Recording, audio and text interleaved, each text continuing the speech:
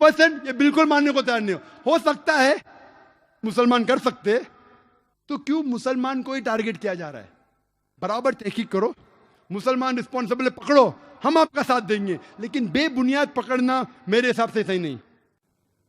अगर मुसलमान कुछ गलत काम करते हैं तो नाम आता है का मुस्लिम टेररिस्ट।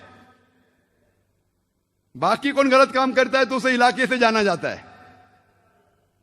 मुसलमान चाहे यूएसए में हो, सऊदी में हो, यूके में हो या इंडिया में हो, तो मुसलमान जैसा पहचाना जाता है।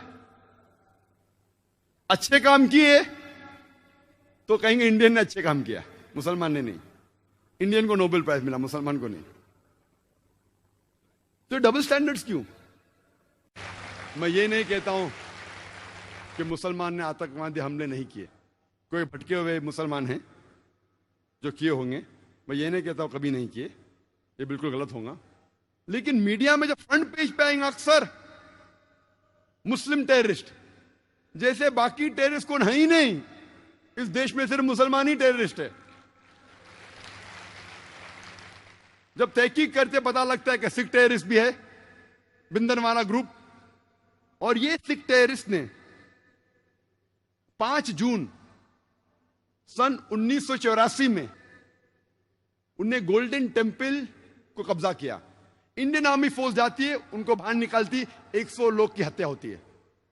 उसके चंद महीने बाद 31 अक्टूबर सन 1984 में उस टाइम के प्रधानमंत्री राजीव गांधी की माता श्रीमती इंदिरा गांधी की हत्या होती है।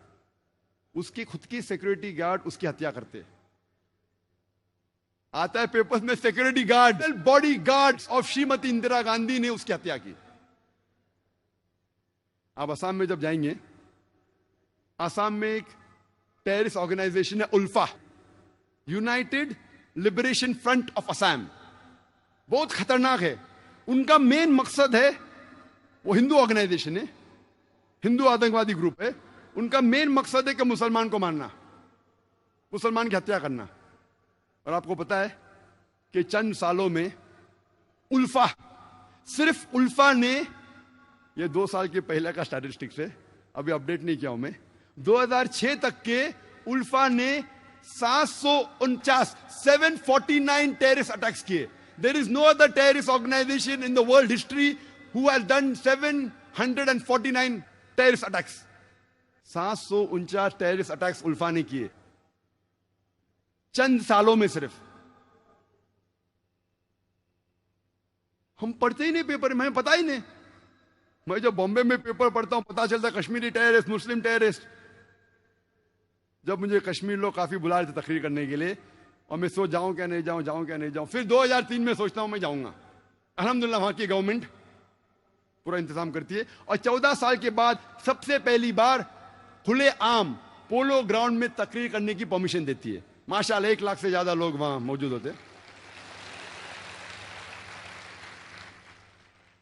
मैं सोच रहा था मैं जाऊं क्या नहीं जाऊं, हालात बुरे हैं। मौत का तो डर नहीं अल्हम्दुलिल्लाह अल्लाह के काम के लिए, बस सोच रहा था अच्छी फिजा है कहने गया मैं। फौरन गवर्नमेंट ने मुझे 2 पुलिस ऑफिसर दिए स्टैंड गन के साथ। मैं वहां गया, तकरीर किया, चीफ मिनिस्टर से मिला, गवर्नर ने मुझे बुलाया डिनर के लिए, ब्रेकफास्ट के लिए, काफी मिनिस्टरों से मिला। हालात तो लग रहे थे, लेकिन मुझे कुछ महसूस नहीं हुआ कि 2 बॉडीगार्ड्स की जरूरत थी। चंद महीने बाद मैं जाता हूं असम में, एयरपोर्ट पे उतरता हूं, उतरते ही 4 पुलिसमैन स्टैंड गन के साथ। 4 पुलिस, असम में क्या जरूरत है? असम में 4 पुलिसमैन, वो भी स्टैंड गन के साथ, क्या जरूरत है? जब मैं सड़कों पे निकलता हूं, एयरपोर्ट से दूर जाता हूं, फिर एहसास हुआ मुझे 3 दिन बाद कि अगर ये 4 पुलिस अफसर मेरे साथ नहीं होते थे तो शायद मैं आज नहीं होता था यहां।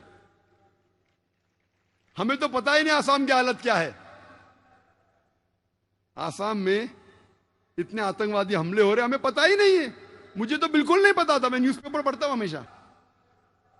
वहां जाने के बाद पता चला, इंटरनेट पे तहकीक करने के बाद पता चला कि वहां की terrorist organisation is one of the most dangerous, बहुत खतरनाक। ऐसे कई टेररिस्ट ऑर्गेनाइजेशन असम में, बोडो, मिजोरम में, कई क्रिश्चियन ऑर्गेनाइजेशन है Mizos Christians, Christians of Naga, वो भी आतंकवादी हमले करते। और एक हमला किया था 2 अक्टूबर को, 2 तारीख अक्टूबर के सन 1984 में 44 हिंदू का कत्ल करते ये क्रिश्चियन ऑर्गेनाइजेशन, और कई लोग को जख्मी करते। खाली क्रिश्चियन लोग ने कितने हमले किए हिंदुस्तान में, वक्त नहीं है क्योंकि 10 बजे तकरीर बंद करना है हमें।